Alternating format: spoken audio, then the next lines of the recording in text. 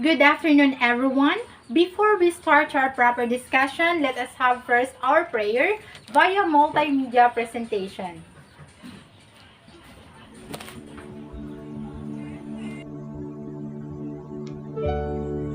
Our loving and generous God, we praise and thank you for the bountiful blessings you have given us.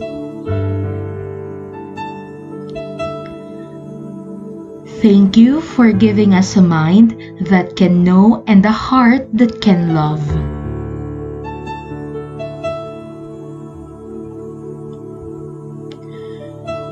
Thank you for giving us the chance to continue learning amidst the pandemic that have caused a lot of changes in our lives.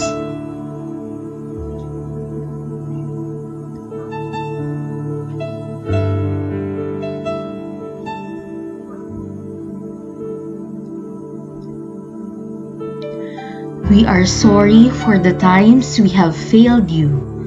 We humbly ask for your forgiveness.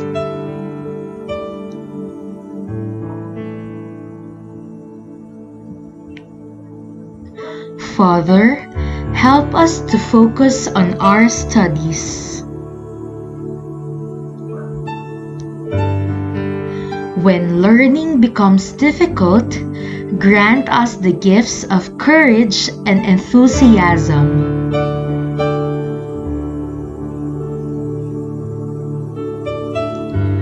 Grant us the courage to use our knowledge in making a difference into the lives of the people around us.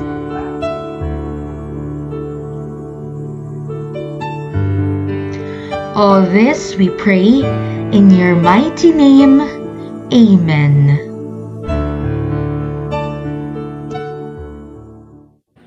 Okay, good afternoon once again. Before we proceed to our proper discussion, let us have first our motivational activity. Our motivational activity is entitled Fix Me Up. I will flash some jumbled letters and you only need to arrange the letters and give me the correct word. I will give you 2 minutes to do the task. Okay class, your timer starts now.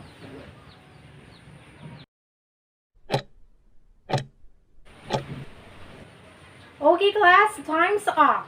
Let us check your work. First word we have anxiety. Second, disorder. Third, we have the word social. And the fourth one, we have genetics. And lastly, the word depression. Congratulations to those who got the correct words.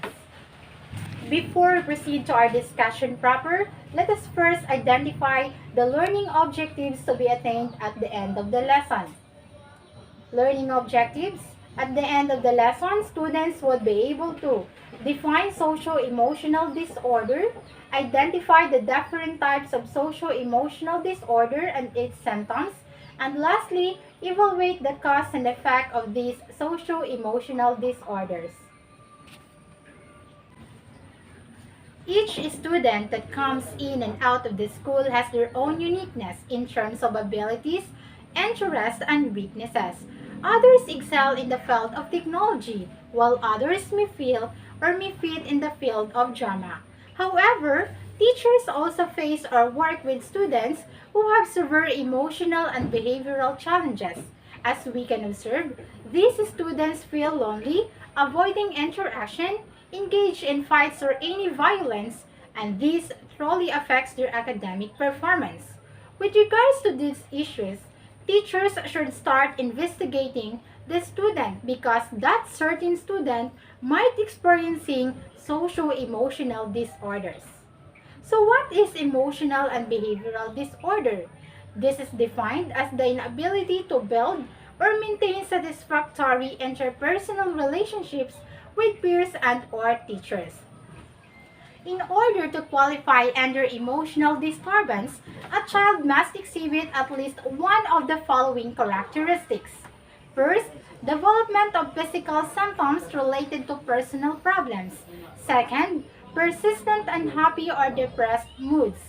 Third, lack of personal relationships with peers and adults and many more.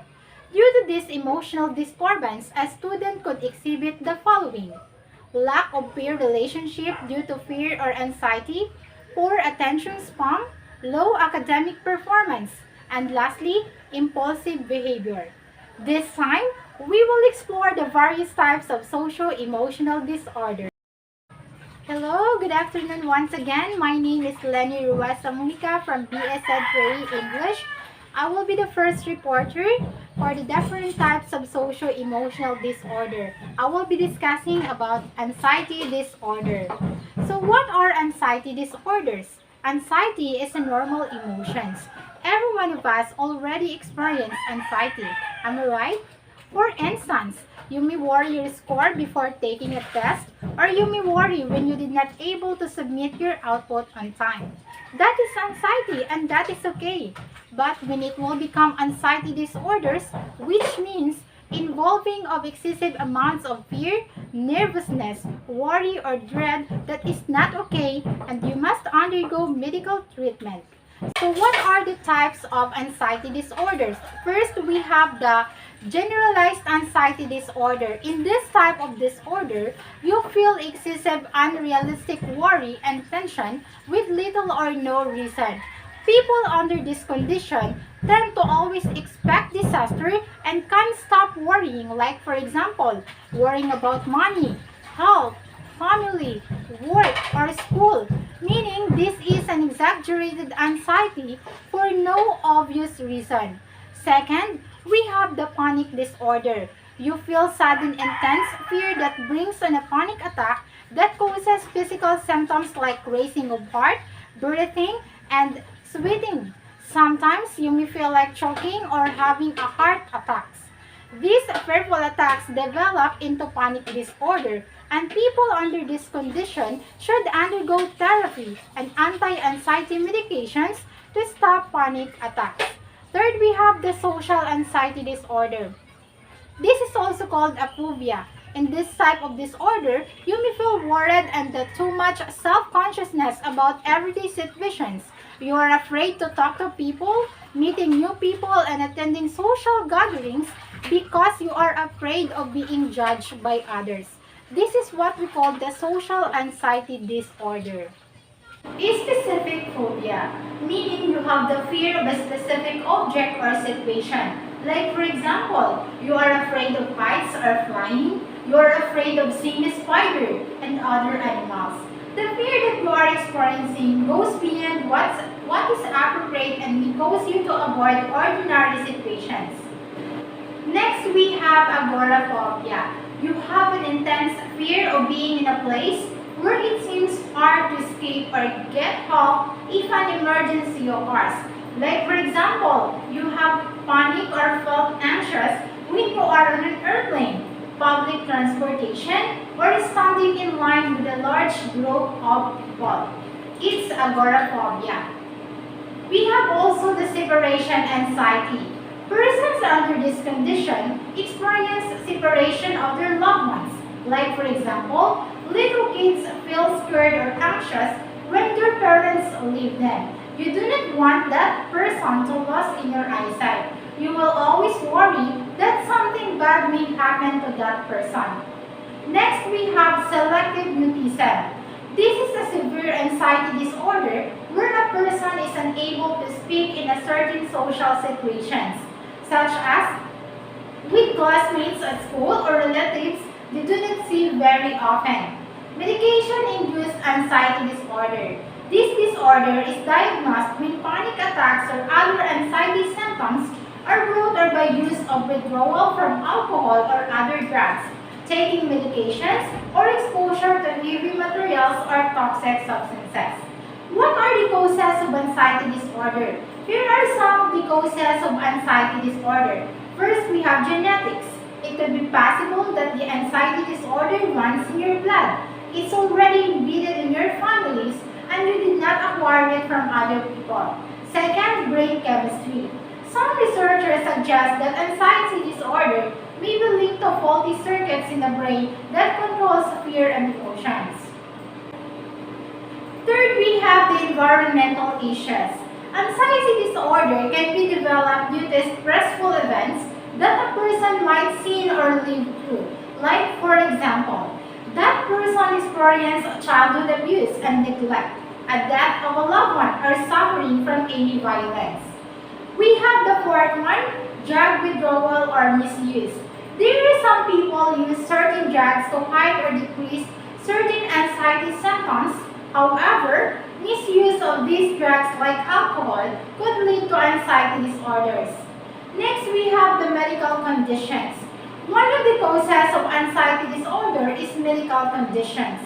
Persons experiencing heart, lungs, and thyroid conditions can cause symptoms similar to anxiety disorder or make anxiety symptoms worse. That is why it is important to have a medical checkup to avoid having this kind of disorder. This time we will tackle the risk factors for anxiety disorder. Risk factors can also develop into anxiety disorder. Some are changeable and some are not. First, we have the history of mental health disorder. If a person is having a history of mental health disorder, like for example depression, in that case it poses higher risk for developing anxiety disorder. Next, we have the childhood sexual abuse. There is a 100% chance that if that person is experiencing emotional, physical, and sexual abuse or neglect during childhood, it could be bring to his or her growth development. The sad experiences in the past could trigger a person to have anxiety disorder. Trauma. When you already experience an event that made you traumatic, that trauma will haunt you always, and from that you are prone to have anxiety disorder. We also have negative life events. A person who undergone negative events in his or her life could acquire anxiety disorder. There is a big impact of negativity in a person's life. It could affect their emotions, mental and physical health, and everything. It is really hard to bear. Severe illness or chronic health condition. Too much worrying about your health or the health of your loved ones can cause you to feel overwhelmed and anxious. Next, we have the substance abuse. The use of alcohol and illegal drugs make a person more likely to get an anxiety disorder. Others are using these substances to ease their anxiety symptoms. Being shy as a child could cause lack of interaction from unfamiliar people and places. During childhood could result to social anxiety, and this might lead to anxiety disorder. We have also low self-esteem. If a person has low self-esteem, he or she is afraid of having a relationship to other people. Being an introvert without having friends to rely on could be resulted to anxiety disorder. This time we will be tackling about depression. What is depression? It is a common and serious medical illness that negatively affects how you feel, the way you think, and the way you act. Depression causes feelings of sadness and a loss of interest in activities once overjoyed. It can lead to a variety of emotional and physical problems and can decrease a person's ability to function at work and at home. Here are some symptoms from mild to severe depression.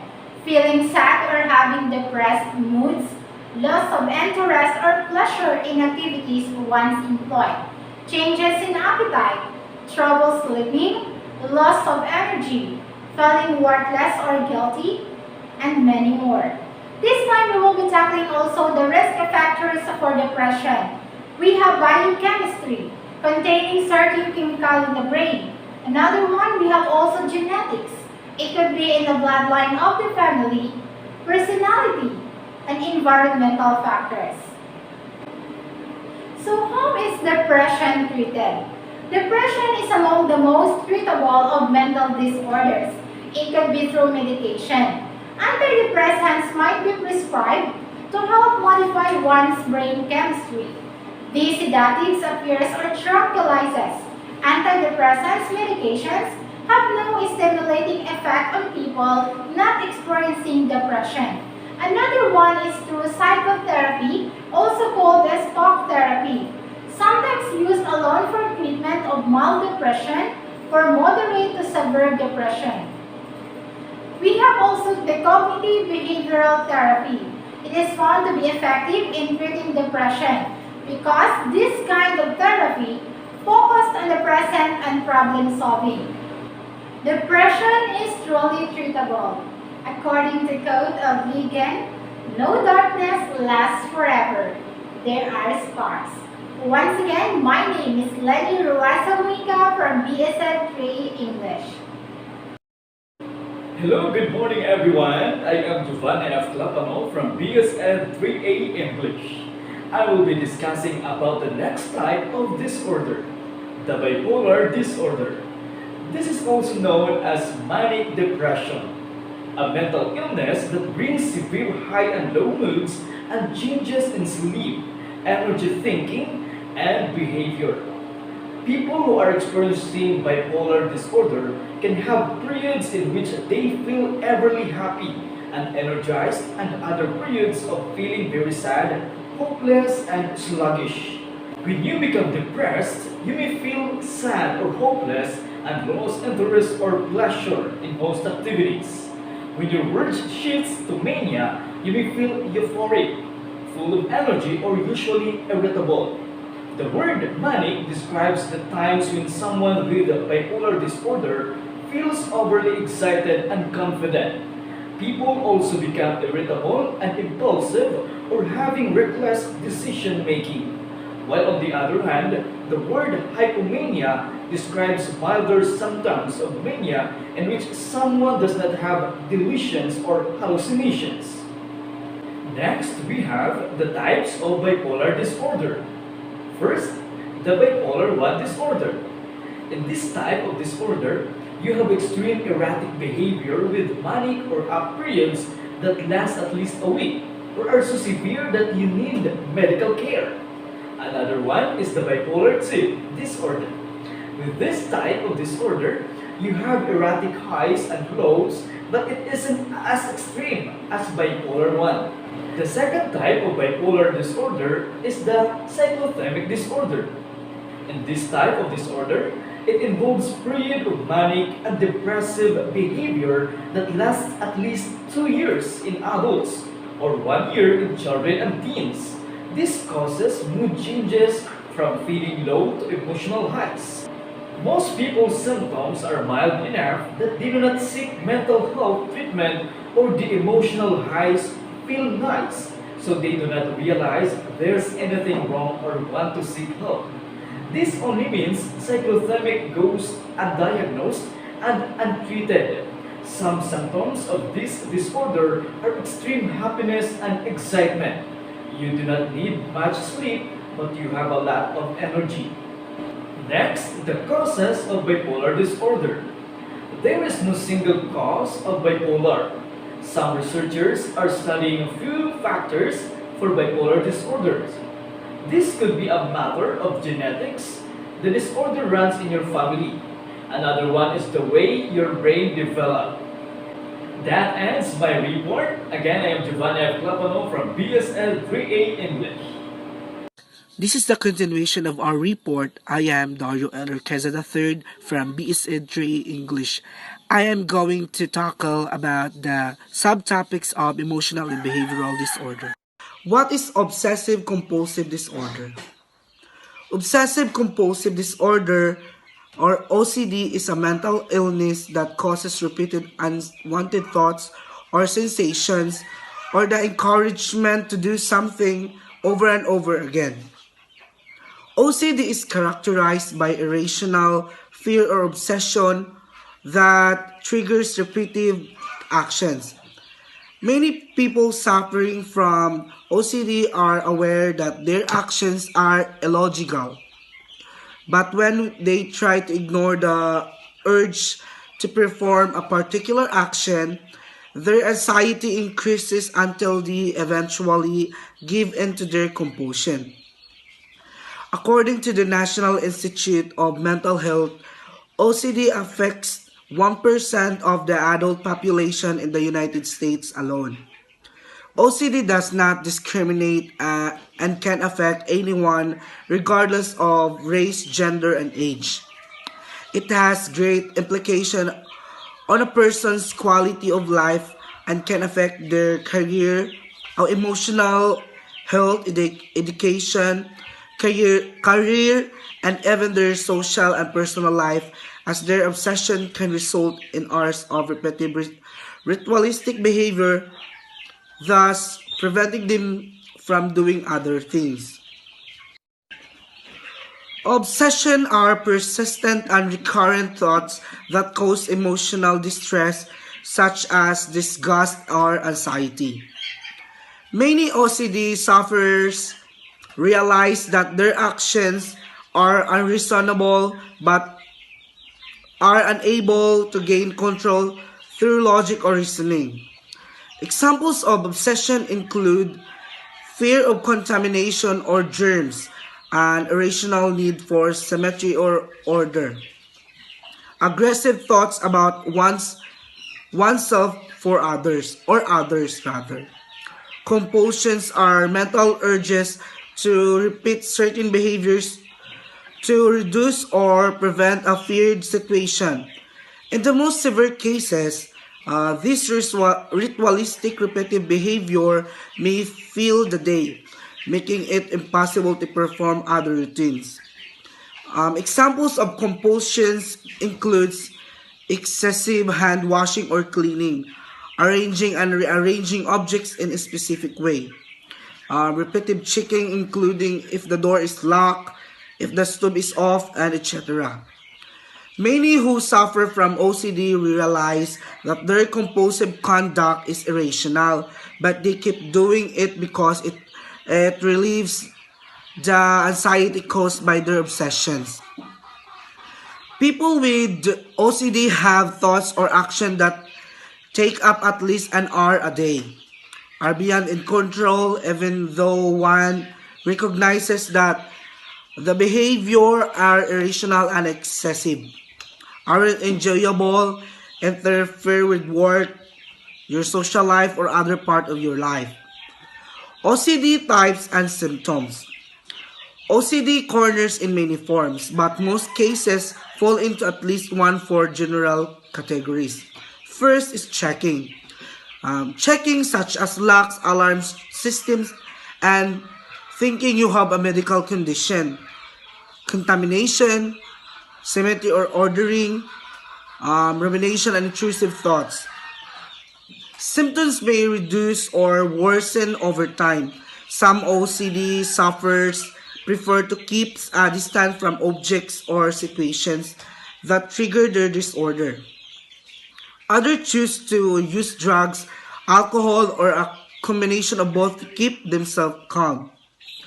Obsession thought can be included worries about yourself or other people getting hurt, constant awareness, and blinking, breathing, or other body sensation. Suspicion that a partner is unfaithful with no reason and to believe it. Compulsive habits can include doing tasks in a specific every time on a certain good number of times, leading to court things like steps or battles. OCD causes and risk factors. OCD factors includes a parent, sibling, or child with OCD, physical differences in certain parts of your brain, and depression and anxiety, experience with trauma, a history of physical or sexual abuse as a child. Sometimes a child might have OCD after streptococcal infection.